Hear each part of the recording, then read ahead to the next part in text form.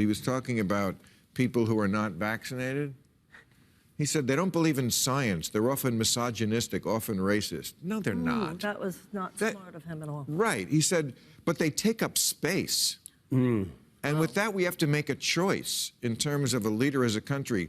Do we tolerate these people? It's like... Ils sont extrémistes. Qui croient pas dans la science, qui sont souvent misogynes, souvent racistes aussi. C'est un petit groupe, mais qui prend de la place. Et là, il faut faire un choix en tant que leader, en tant que pays. Est-ce qu'on tolère ces gens-là ou est-ce qu'on dit, ben voyons, la plupart des gens, presque 80% des Québécois ont fait ce qu'il fallait faire, se sont fait vacciner, on veut revenir aux choses qu'on aime faire. C'est pas ces gens-là qui vont nous bloquer maintenant. The nationwide insurrection, it sounds like, you know, you're talking about closed streets in the center of town there. It sounds like it's causing quite a bit of havoc, not just in that city, but across the country.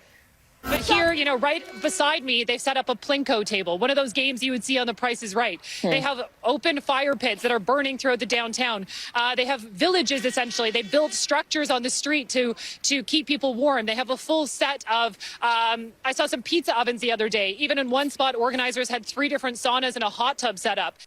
But I have also chosen to not go anywhere near protests that have expressed hateful rhetoric, violence towards fellow citizens, and a disrespect not just of science, but of the frontline health workers and, quite frankly, the 90% of truckers who have been doing the right thing to keep Canadians safe, to put food on our tables.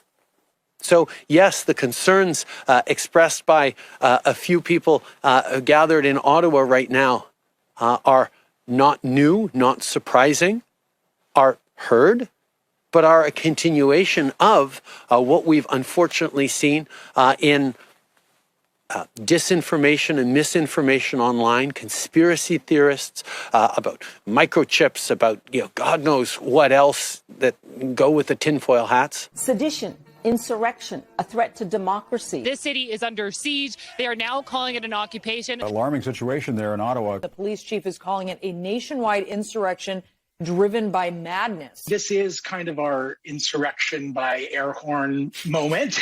I think it's part of the globalization of Trumpism. Canadians know where I stand. There hasn't been as much violence as some had perhaps projected, but that does not necessarily mean that it has been peaceful. Reports of severe vandalism and criminal behavior. Streets are clogged. The honking is incessant and deafening. This pandemic has sucked for all Canadians.